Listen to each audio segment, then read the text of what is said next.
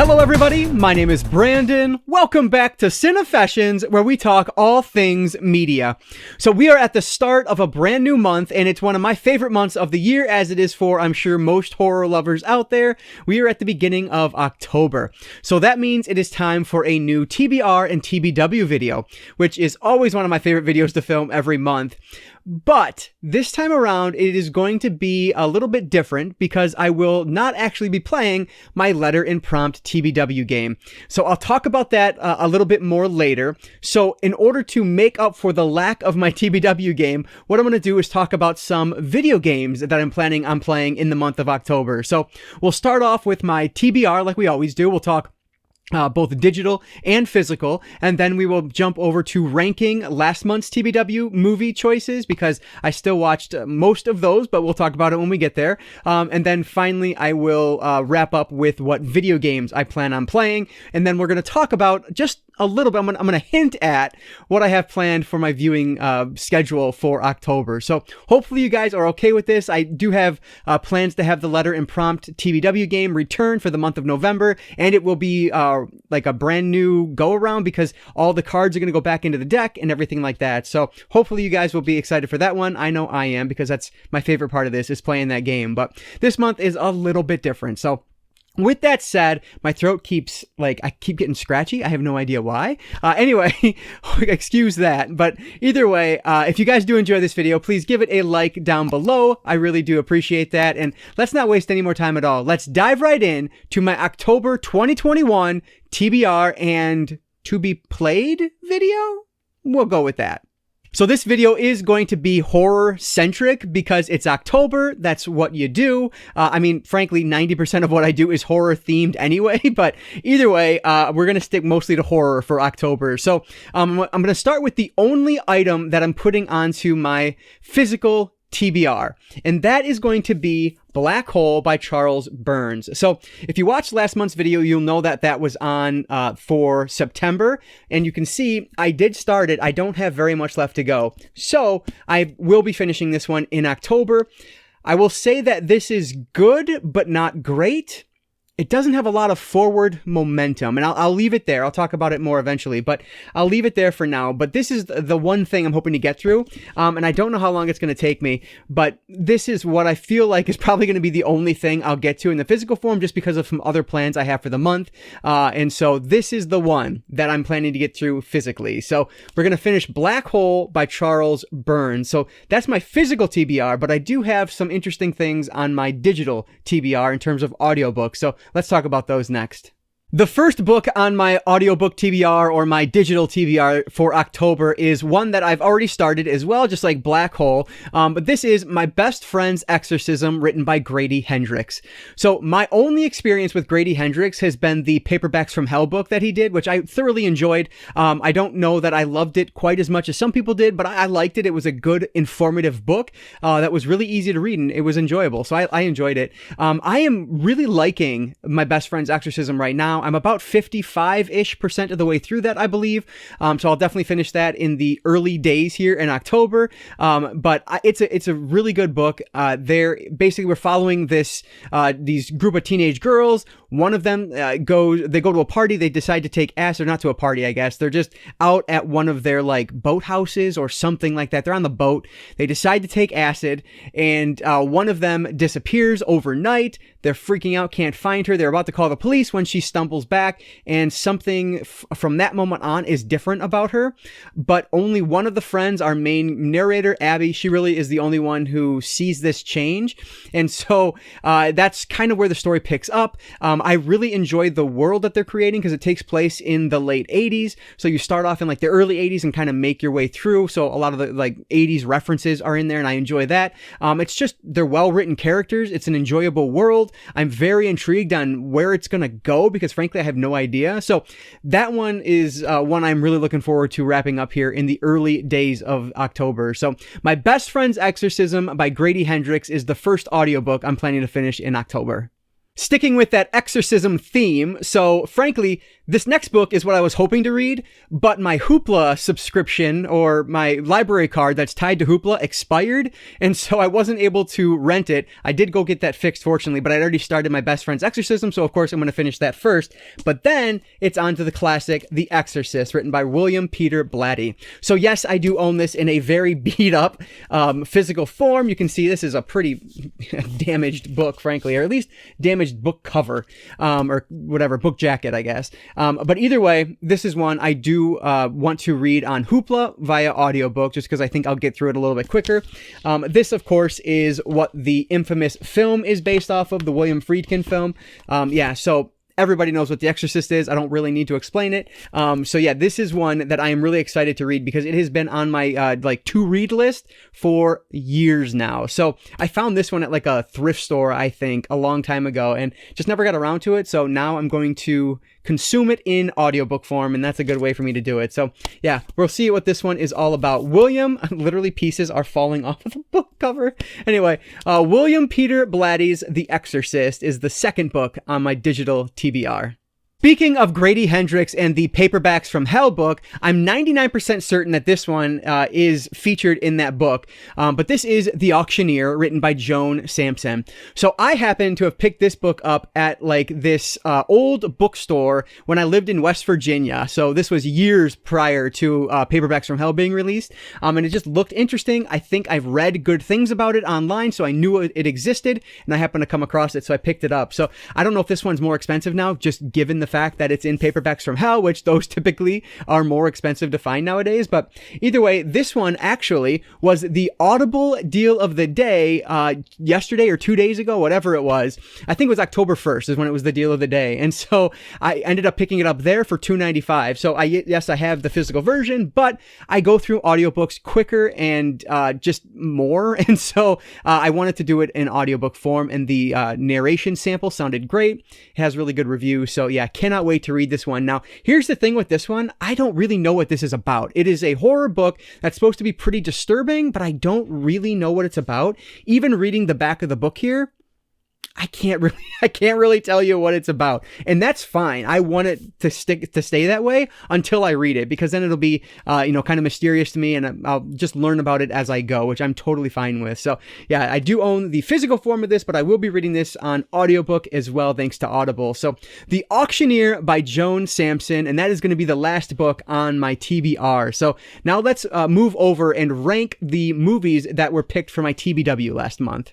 So although I will not be using my Scrabble bag this month, I do need it for one reason, and that is to pull out one of my Joker cards. So if you don't follow the game, basically I pull prompts from a deck of cards, and a Joker is a save, because if I pull a movie that I don't watch in that month, I have to get rid of it. I have to trade it in, sell it, whatever, give it away. I just have to get out of my collection. Well, there is one movie I did not get to because I really want to watch the entire trilogy, and I just didn't get around to it this month.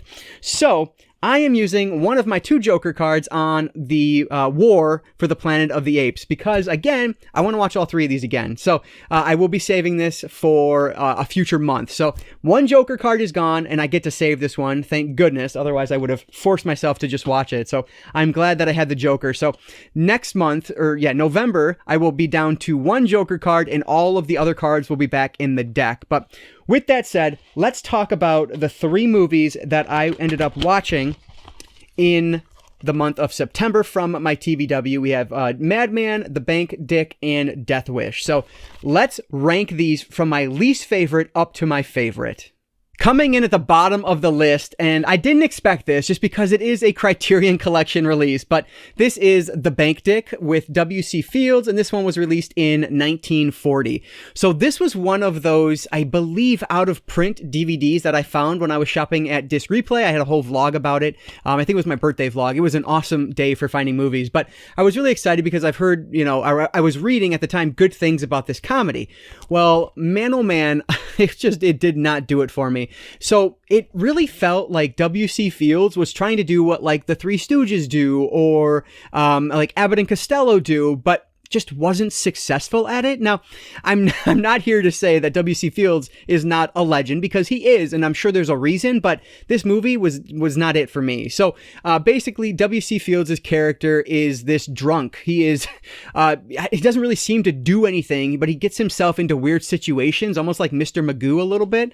It's really weird. But so we start off, and he ends up being a director, like an assistant director on some random film, just completely out of nowhere. That lasts for about maybe 15 minutes. I don't know why it's even in the movie, to be honest with you.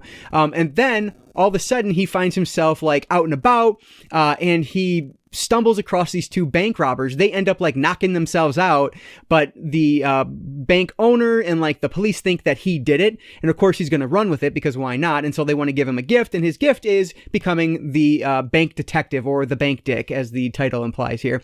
And so of course he is terrible at his job, but what's weird about this is that his son-in-law actually works at the bank as well, and or his future son-in-law, I think it is, and he convinces him to essentially steal $500 from the bank, which in 1940, $500 is quite a sum of money. But he does this in order to invest in these bonds, which are supposed to be just terrible bonds. But the W.C. Fields' character is tricked into this by this swindler. So the son-in-law does this. He gives him the money. Then, of course, the bank inspector shows up, and he's going to get caught. And so they're trying to figure out a way out of this, and it picks up from there. But it doesn't really pick up. It continues from there. I don't know. This is supposed to be like slapstick comedy, but not done in a way that I enjoyed whatsoever. I thought it just felt long, and it's only 70 minutes, I think. Yeah, 72 minutes, but it still felt long. This was not for me. I hope there are people out there that like it. Obviously there are. It's in the Criterion collection, at least on DVD. And so there are clearly people out there that appreciate this and like this. Unfortunately, it was not for me at all. It was just slow, unfunny, and I didn't care at all about what was happening. I just didn't like our main character. He was a jerk. There's nothing redeeming about him whatsoever. So anyway, I ended up giving The Bank Dick from 1940 1 out of 5 stars. Number 2 on my list, falling right in the middle of the pack this month, is going to be Madman, my Vinegar Syndrome pick. And this one was from 1981. So this one was okay, but not as good as I was hoping it was going to be. This is from 81, so it's an early slasher film, but there's still a ton of those tropes that you expect to see are present here. It starts off with a campfire tale at the beginning, but what I think was most disappointing about this was just how much filler there was. So much time spent walking through the woods with no purpose at all. There is a full song in the beginning that is just like not needed. There is this proto sex scene, like sort of a sex scene, but not really, because you don't see anything. And it's just implied, I guess. But there's this, you hear this entire song playing, and it's like a smooth jazz song almost. It's just weird. But it just feels like they were padding it for runtime, and that's never fun for me. So our main character, Madman Mars, I think was pretty interesting because he almost looks like a Yeti, which is really weird. But his character, so this character of Madman Mars apparently killed his family a bunch of years prior, but then he was set to be hanged, and but then his body disappeared, and it's, the legend has it that he roams the woods if you say his name above a whisper, and that's of course what one of the kids do. We are following these camp counselors. The kids in the camp are there, but they play no part at all. It's so weird. A small part, but it's a weird addition with something like Friday the 13th. It's taking place before the kids get there, which I think works better. This one, I don't know, it didn't want to involve the kids in any significant way, I guess. So I don't know. It is what it is. The kills were fine. They were pretty fun, but everything leading up to them just felt so slow. It just moved at such a slow pace that it didn't grip me like I hoped it would, which I love slasher films, but I want them to have a little more meat to them, I guess, or just move a little bit quicker, even if it's going to be super shallow, which most of them are, admittedly. But yeah, so I don't know. Not a bad movie by any stretch. I probably gave it too low of a rating, and it's one that if I go back and revisit, I'll probably give a higher rating. But either way, I did give Madman from 1981 2 out of 5 stars. I gotta mention that, I don't know if I'm gonna be buying a bunch of Vinegar Syndrome films blind anymore, because the majority of them that I end up watching, I don't love. So I need to, sink that into my mind so that I don't waste money on stuff that I'm not going to enjoy, because while it wasn't bad, it's like, did I need to spend whatever I spent on it, probably $20-25 for the Blu-ray? Probably not. Like, it is what it is. But anyway, that aside, that means that number one on my list from September is going to be Charles Bronson in Death Wish. And this one is from 1974. So this one is kind of difficult to talk about just because I don't want to get political, but essentially Death Wish is like the opposite of everything that I believe in. It is very pro-gun. It is racist at points. It is just, I don't know. It's a strange movie, but I think it's done well. And even someone who, doesn't necessarily think that violence here is the answer, I totally got behind our main character, Charles Bronson's character in this, because the way the film builds up his revenge. I mean, this is kind of that prototypical revenge flick, and it's done quite well. So the way the movie builds up to that revenge, I think, is done in like a natural way that it just makes sense for the character. So with this one, we are following our main character whose wife and daughter are assaulted in New York City at the beginning of the movie. Actually, it takes a little bit of time to get there. We start with them on a vacation, his wife and him on a vacation, and then it just kind of shows like snippets of their daily life until we get to the eventual attack, which, let me mention right off the bat, one of the attackers is Jeff freaking Goldblum. Like, I had no idea Jeff Goldblum was in this. He is super young, but it's him, and it's phenomenal. I was marking out so hard. I was so excited to see him. He's a despicable character in this, but he's Jeff Goldblum, so he's amazing. So anyway, he was in the beginning, so that was cool. But they're attacked. The wife ends up dying, and then the daughter essentially is like comatose. So she is suffering from major PTSD or post-traumatic stress symptoms, and so she's basically comatose. And he ends up being sent away. He's an architect, so he's rich, and that's the other thing. It's like a talk about the class system, I guess. How the poor people are essentially destroying the rich. They're endless muggings and murders on the street, and that's what this is all about. This, of course, from 74, so the crime rate in major cities is super high at this point in real life, and so this is kind of an answer to that. And so again, just kind of differences in ideologies for myself, but I still respected where this movie went because it did it in a naturalistic and believable way. So anyway, as this one continues, obviously he is going to take revenge on basically muggers of New York City, and so that's where the movie takes off from there. And again, I really enjoyed this one. I think once the action picks up, it's really good. The only thing I thought was a little less than great was kind of those opening moments where it just showed snippets of their life. It just felt disconnected, disjointed. It didn't really flow very well. And so at the beginning, I was like, man, I'm not going to like this. Like, I wasn't enjoying myself. But then about 15-20 minutes in, once the character building of Charles Bronson's character starts, that's when I was really engaged. And I liked how they played his role. I'll admit, Bronson, I don't think is the best actor in this, especially in the beginning, but he falls into his role as the movie goes on, I think. And it might not even be that. It's just that I kind of understood what he was doing with the character a little bit more as the film rolled on. And so I ended up really liking his character, and I'm very intrigued to check out the sequels. At the end of this one, he ends up in Chicago, but I was reading a synopsis of the second one, and it sounds like they're in LA for the second one, which is a little disappointing because I would have loved to see Chicago. Maybe that's in one of the future sequels. I don't know. But yeah, Death Wish was a lot more enjoyable than I expected it to be. So I ended up giving Death Wish from 1974 4 out of 5 stars. So I rambled a lot more than I anticipated that time around, but those were the ones I watched for my TBW last month. So let's talk about a little bit why I'm not doing a TBW this month.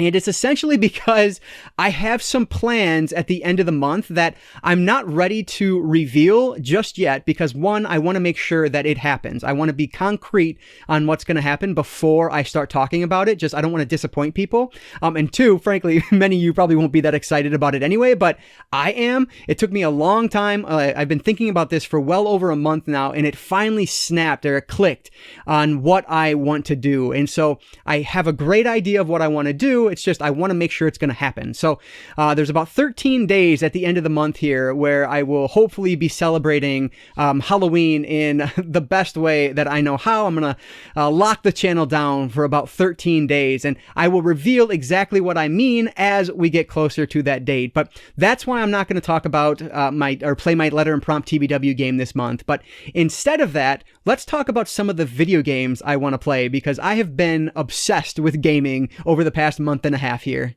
I want to keep this video horror-centric, and so I'm not going to talk about Animal Crossing's New Horizons, even though I am utterly addicted to it at this point.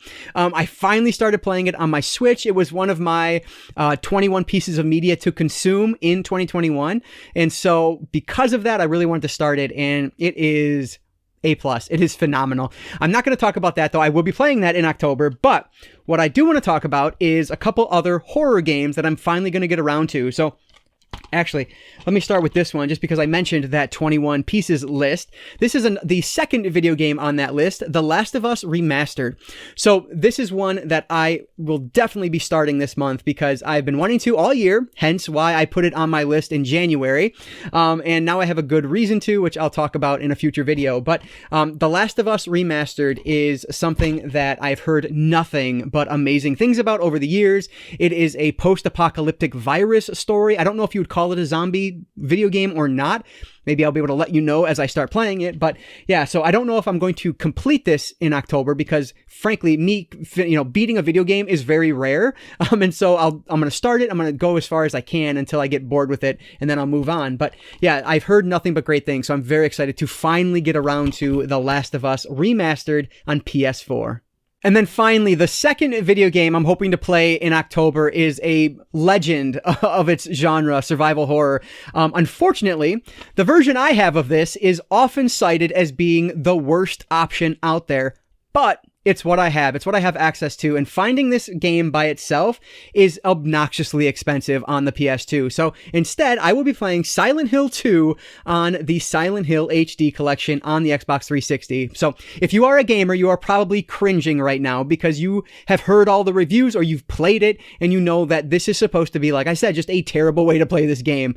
But in more recent times, I've been hearing that, hey, if you've never played Silent Hill 2 before, then you probably won't notice why this is a bad way to play it, so give it a shot. That's what I'm banking on, because I've never played the second Silent Hill. I've played parts of the first one, but I've never beaten it before, and I don't think you need to play the first one in order to understand the story in the second one, because I don't think they're tied together all that tightly. So I am finally going to stick in the system Silent Hill 2, which I've heard so much about. I have been listening to the Retro Warriors podcast lately. They talk about this one. They've talked about it a couple times in some of the older episodes I've been listening to. It's just a great podcast for video games if you're interested in that, mostly retro video games. But yeah, they've been talking about this a couple times. And so it just got me excited to play it. I finally want to check it out and see what it's all about. It just is something that I should enjoy because I love horror and I love video games. Survival horror is always fun. I grew up on the Resident Evil series, so really looking forward to finally playing Silent Hill 2 via the Silent Hill HD collection on Xbox 360. Of course, I will be playing it on, oh, you know what? I don't even know if this one's backwards compatible now that I say it. So I might actually have to play it on my 360. I guess I'll find out as I go to play it. But yeah, a really cool one that I'm hoping to play next month. All right, so there is my media month for October, excluding my viewing plans, of course, which again, we'll talk about as we get closer to the end of the month here. I'm really excited about it, and I hope it comes to fruition. It's just about me doing the work behind the scenes, which I need to do. So anyway, I hope you guys enjoyed this one. I felt like it was a little more rambly than normal, but whatever, hopefully you didn't mind. If you did like this video, as always, please give it a like down below. That really does help me out. And like I always say, I don't just talk books, movies, I talk all things media, be it books, movies, video games, collectibles, graphic novels. If it's media related, I'm interested in it. And if you are too, you might consider subscribing. Before I do sign off here, guys, I just want to wish you a very happy October. And I hope that you are able to consume so much horror media, whether it's movies or books, whatever it is. I hope it's fantastic. And I hope you have a great time. So this is a fantastic month. Autumn is here. Football is here. The leaves are changing. What a wonderful time of the year. So that is going to do it for today, guys. I just want to say thank you all so much for watching, and I want to encourage you to consume some media today. I'll catch you next time.